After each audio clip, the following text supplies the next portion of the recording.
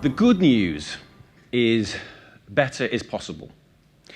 So I think Chris put up a chart earlier on about Moore's Law. I actually think it's more aggressive than that. It costs $2 billion. That's our estimate, Deloitte's estimate, and a couple of other people. The numbers vary. But let's call it $2 billion to bring a medicine to market in 2018. That was up from $1 billion in 2013. That's for a number of reasons. Rare diseases, specialty diseases are harder. You fail more. The science is cutting edge. There are less patients. Trying to find those patients is difficult. But nevertheless, the rate of cost growth is huge, and yet 80% of all clinical trials are delayed. Christy mentioned protocols. I'll go a step further.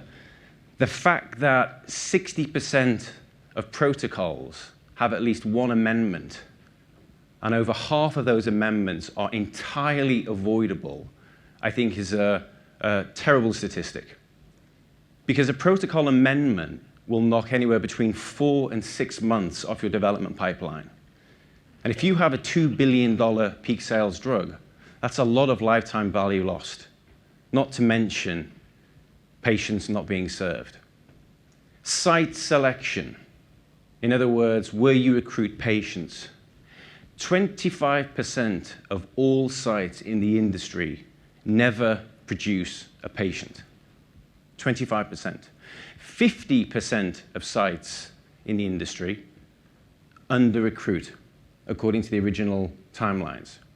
So 75% of your site startup is already inefficient.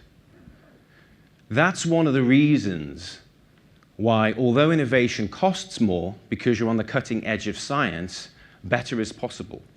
Take rare diseases, the 7,000 I talked about earlier on. It takes around 5 years for healthcare professionals to diagnose rare diseases, because by the very virtue of the fact they are rare diseases, given the fact that a lot of rare diseases affect children, it's a horrendous statistic. And we'll talk a little bit about how we can diagnose this better.